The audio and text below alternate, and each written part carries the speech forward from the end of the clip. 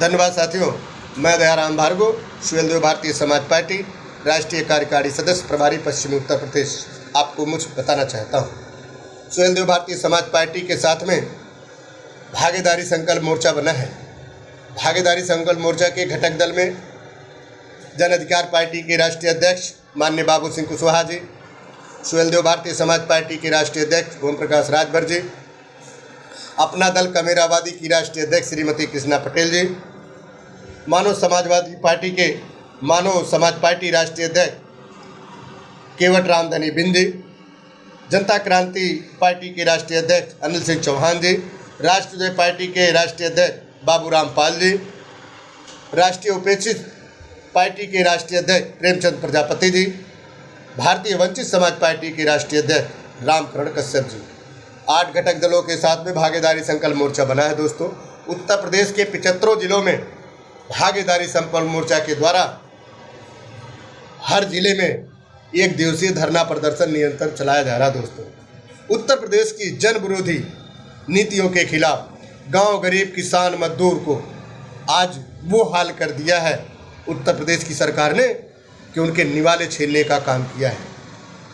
नौकरियां रही नहीं, कल कारखाने रहे नहीं। कोरोना काल में लोगों का वो हाल हो गया कि अपने दर से बदर हो गए। कोरोना काल में लोगों की जीविका जो थी, जीविका खत्म हो गई। मैं एक आंकड़े के माध्यम से बताना चाहता हूँ, उत्तर प्रदेश में फुटपाथ पे जो लोग अपनी साप्ताहिक की बाजार ला करके अपने बच्चों की रोजी रोटी कमाने का काम करते थे, करीबन पूरे उत्तर प्रदेश में 4 करोड़ लोग वो बेरोजगार हो गए। उनकी रोटी रोजी की व्यवस्था सरकार ने कराई नहीं। और देश की सरकार कहती थी कि जब 2014 से पहले हमारी सरकार आएगी तो हम जो है पेट्रोल डीजल जो है कम कर देंगे।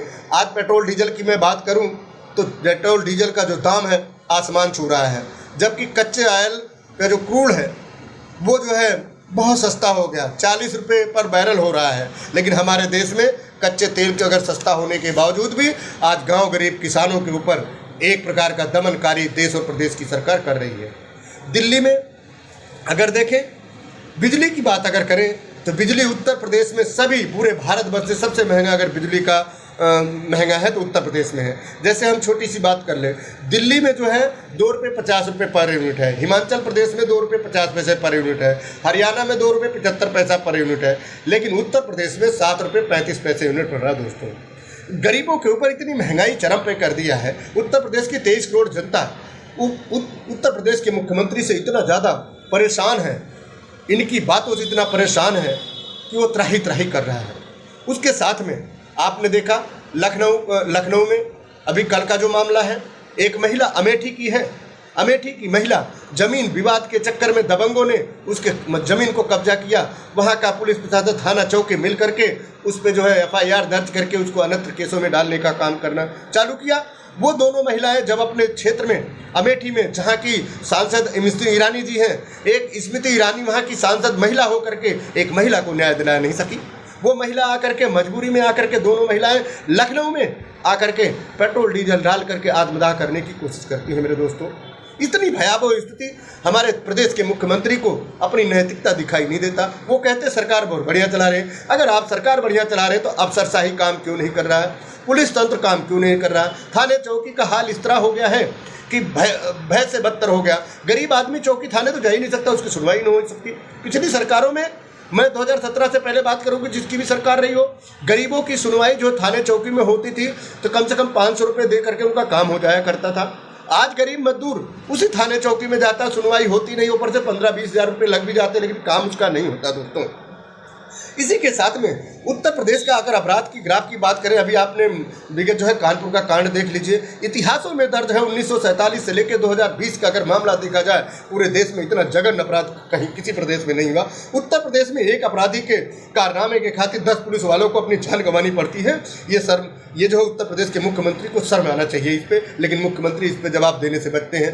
अगर वो अताताई आतंकी जो भी कह लो उसको, उसके ऊपर विभिन्न जिलों में जो है कम से कम उस पर 156 मुकदमे दर्ज थे, 65 केस उस पर लूट अपहरण हत्या के केस दर्ज थे। और योगी जी कहते हैं कि जो भी बदमाश होगा वो या तो जेल में होगा या तो ऊपर होगा। तो आप बताइए, 3 साल 3 महीना विकास दुबे क्यों बचा रहा, उसको हिस्ट्री सीजर क्यों नहीं घोषित किया? इन्होंने नहीं किया। लेकिन जब उसने सरकार को चैलेंज किया तो उसके ऊपर इन्होंने काम करने का काम किया। अगर वो आत्मसमर्पण मध्य प्रदेश में जाके करता है तो उसका सरकारी हत्या क्यों कराया गया? कम से कम उसको सरकारी तंत्र के हिसाब से, भारतीय संविधान के हिसाब से, आप मजिस्ट्रेटी जांच के हिसाब से उसको जो भी कानूनी प्रक्रिया होती है एक नज़र पेश होती। लेकिन सरकार ने अपने नुमाइंदों को बचाने के लिए, अपने मंत्रियों, सांसदों, विधायकों को बचाने के लिए उसकी सरकारी हत्या करवा दी। क्या गुनाह था? उसी के साथ में वहाँ का जो प्रभात मिश्रा जी है, 16 साल की उम्र है, केवल एक फोटो वायरल हो जाता है, सरकारी उसकी हत्या करवा दे, एनकाउंटर करवा दिया जाता है। ये कैसी सरकार उत्तर प्रदेश में चल रही है? किसी से छुपी नहीं है। अगर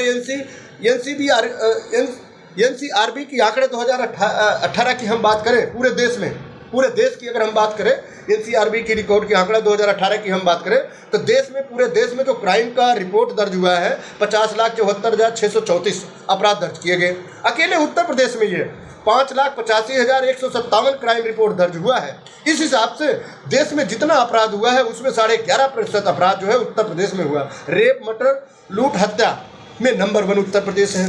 दलितों पर अत्याचार जो हुआ उत्तर प्रदेश नंबर 1। नाबालिगों में अपराधों के मामले में लेकर यूपी नंबर 1 है। बच्चों के खिलाफ अपराध में यूपी नंबर 1 है। आर्थिक अपराध में यूपी नंबर 1 है। साइबर क्राइम रिपोर्ट में जो है आपका यूपी नंबर 1 है। कितनी गिरफ्तारियां हुई? तमिलनाडु के बाद उत्तर प्रदेश नंबर 2 पे है। यूपी में जितने भी अपराधियों का ट्रायल हुआ उसमें 6% कम लोगों को सजा मिली। जितने अपराधियों का इन्होंने ट्रायल हुआ 6% से कम। आप देखिए ना, जिसमें इतने लोगों की संख्या है। उसी के साथ में जो एनकाउंटर हुआ, पुलिस की मुठभेड़ हुई, उसमें पुलिसकर्मियों को सबसे ज़्यादा जो जान गंवाई गई नंबर 1 उत्तर प्रदेश में हुआ।